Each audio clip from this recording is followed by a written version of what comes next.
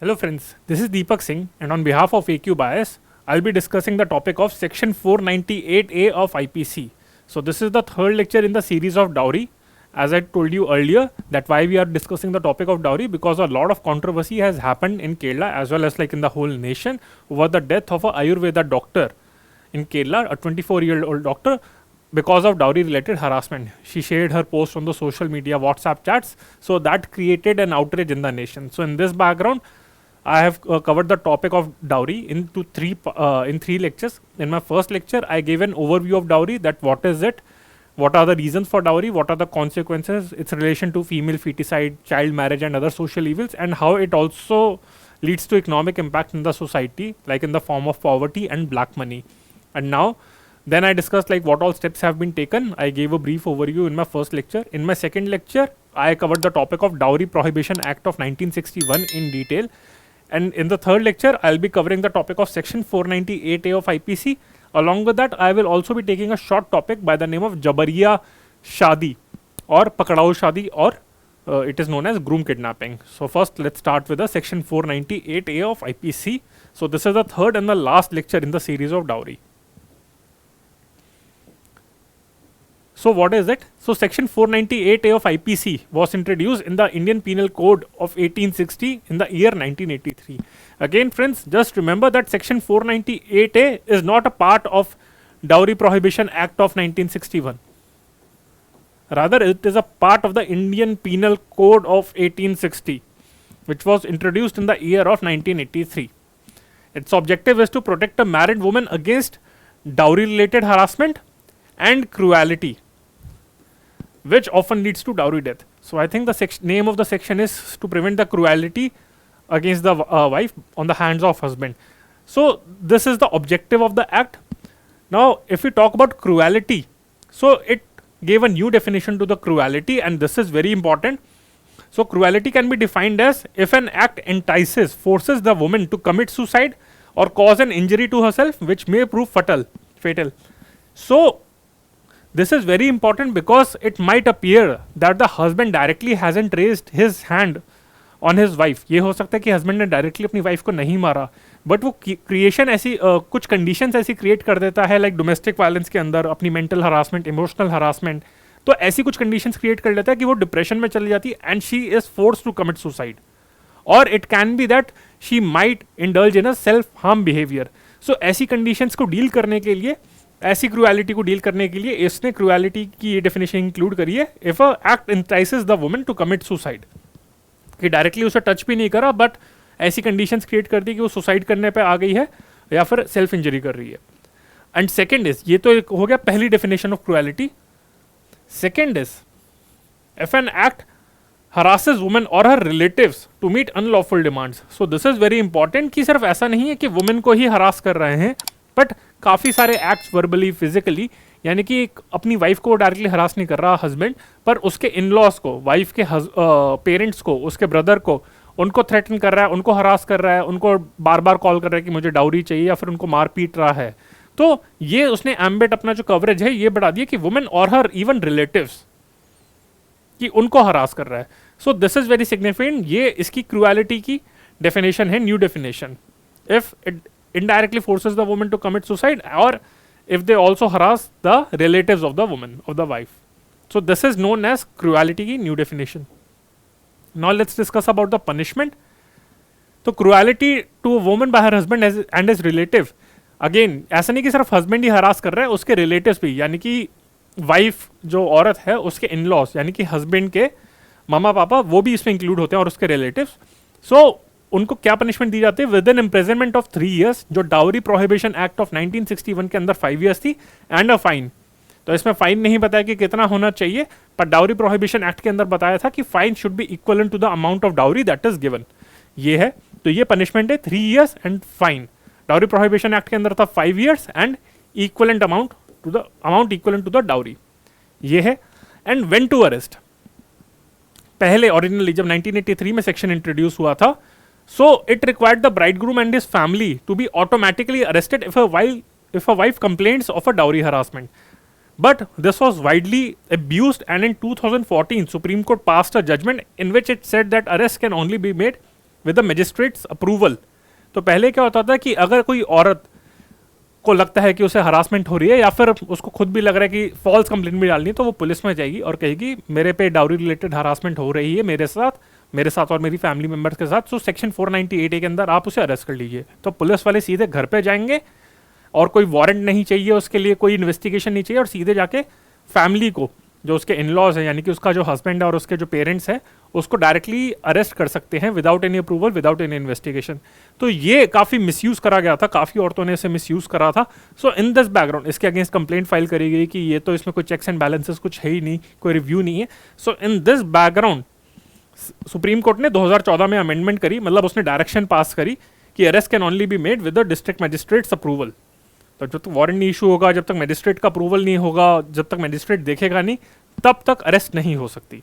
तो उसके बाद भी ऑल्दो अब्यूज हो रहा है, पर यहाँ पे फिर भी एक सुप्रीम कोर्ट ने इंटरवेंशन करी है।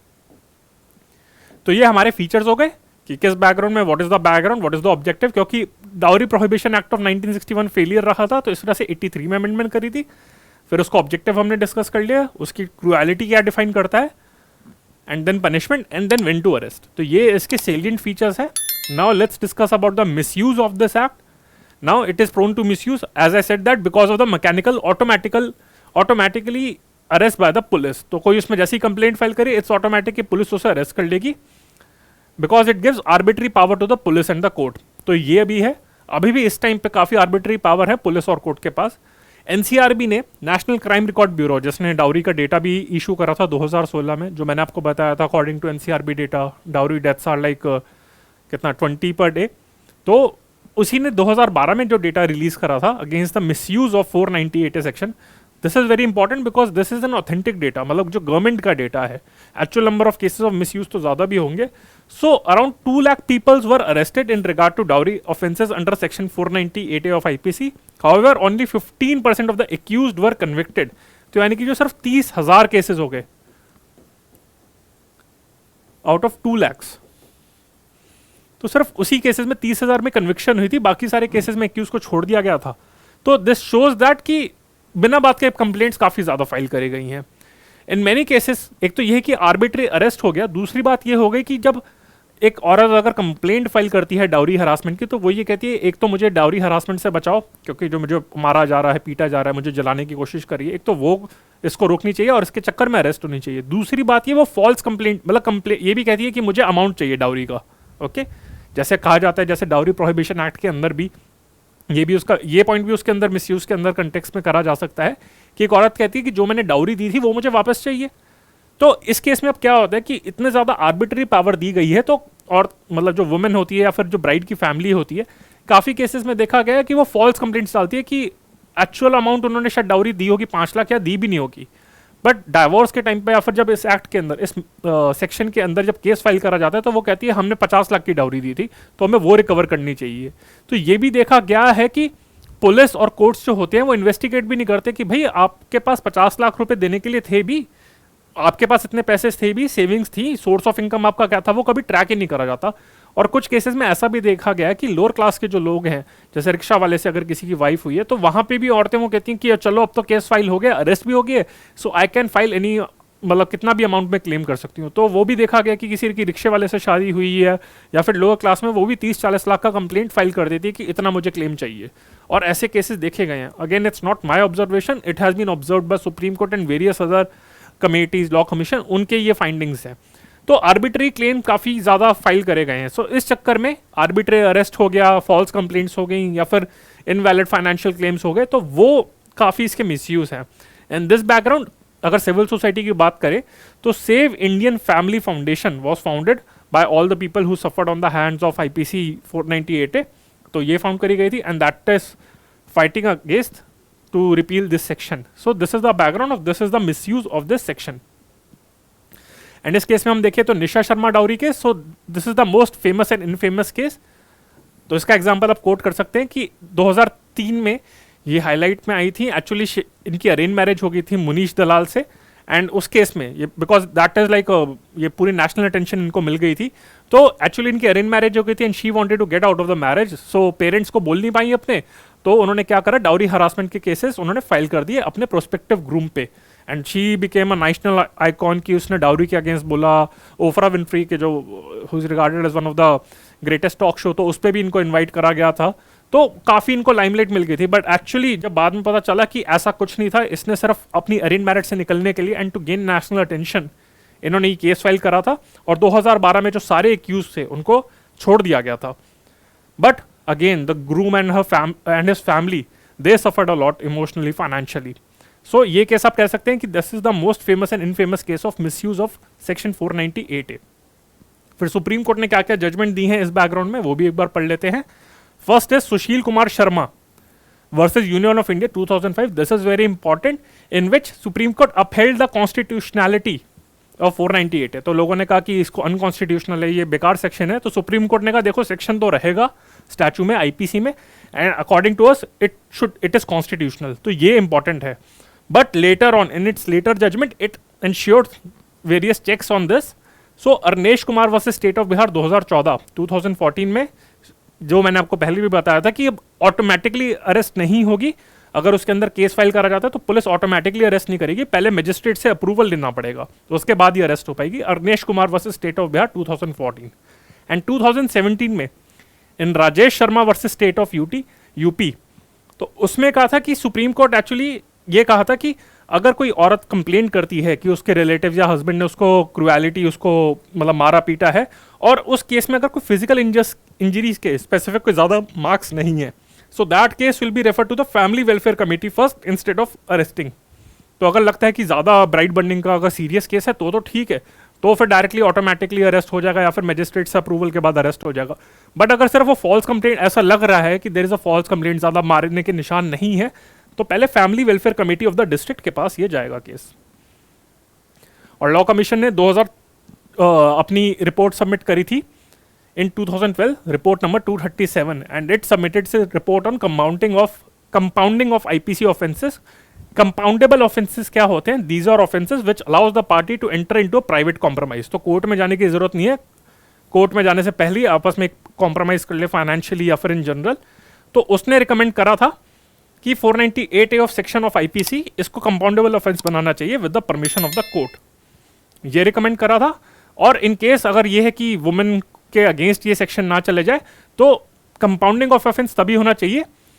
It is recommended that magistrate should give a hearing to the women and then only permit और refuse the compounding of the offence. If the women is not willing कि private compromise में she wants to take the case to the court, then it should be taken. Otherwise पर वही है कि magistrate से पहले उसको मिलना चाहिए वुमेन को, औरत को, जो विक्टिम है, और तभी उसके बाद कंपाउंडिंग होनी चाहिए. बट अब तक ऐसा नहीं करा गया. बिल इंट्रोड्यूस करा था इसको कंपाउंडेबल बनाने के लिए, बट अब तक नहीं करा गया.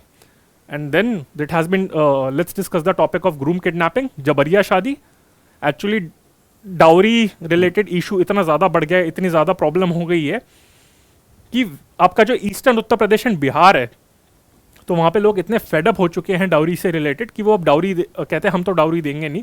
तो अब क्या करते हैं कि लेकिन लड़की की शादी तो करानी है, तो क्या करते हैं, गुंडे हायर करते हैं, they hire organise criminals and they ensure that कि जो प्रोस्पेक्टिव ग्रूम है, कि डॉक्टर है, इंजीनियर है, आईएएस है, या फिर फ्यूचर में आईएएस या फिर इंजीनियर बनने वाला है, डॉक्टर बनने वाला है, तो उसको किडनैप कर लेते हैं. And at the gun point they force the groom to get married to their daughter. And if you pay them extra, then after marriage also they will ensure that जो organized criminals होते हैं, they will also ensure that कि the marriage goes on successfully, at least it appears to be successful, कि उससे प्यार करे और शादी आगे कंटिन्यू करते रहे. Again I am not joking, it's a serious thing. तो ये जो मूवीज़ हैं आपकी, अंतर्द्वंद 2005 में रिलीज हुई थी, Jabariya Jodi, a mainstream Bollywood movie, Siddharth Malhotra and Parineeti Chopra. तो इन्होंने जबरिया शादी, which is also known as पकड़ाऊ शादी एंड ग्रुप किडनैपिंग के इशू को हाईलाइट करा था. ओके फ्रेंड्स, सो ये हो गया. And again as I said that कि अगर 2009 का डेटा देखें तो around more than 1000 kidnappings, groom kidnappings happened in the case in the state of Bihar on the behalf of family of the bride. तो ये आपका है, तो it's a serious issue. And ये इशू आपका सत्यमेव जयते में भी दिखाया गया था, and as shown in the movie of Antardwand and Jabariya Jodi. Okay friends, so as I mention that कि सत्यमेव जयते और भी मूवीज़ ने इस पे भी शो करा था, जबरिया जोड़ी और ये सब. Okay friends, so with this we have covered the topic of dowry comprehensively. ये जो लास्ट मेरा लेक्चर था इसमें डाउरी की सीरीज में, इसमें मैंने section 498A and groom kidnapping का भी टॉपिक मैंने डिस्कस कर लिया है। उससे पहले वाले लेक्चर में मैंने डाउरी प्रोहिबिशन एक्ट और उससे जो पहला लेक्चर था उसमें डाउरी का ओवरव्यू करा था। I hope you like the series. If you like it then please press the like button, share it and subscribe to the channel of AQ Bias. If you have any feedback then please let us know. You can contact me, I am Deepak Singh, or my team members at AQ Bias. And before ending the lecture, I just want to make an important announcement that we are launching a foundation batch on 7th of July, under which 800 hours of classes for general studies include for prelims as well as mains will be provided, out of which 80 hours of current affairs classes will be there. And apart from this, we are also launching optional subjects for history, geography, pol science, sociology and public administration. And you can always contact us, reach to us at this number, and this is our address. Okay friends, I hope you liked it. So this is Deepak Singh on behalf of AQ Bias. Bye.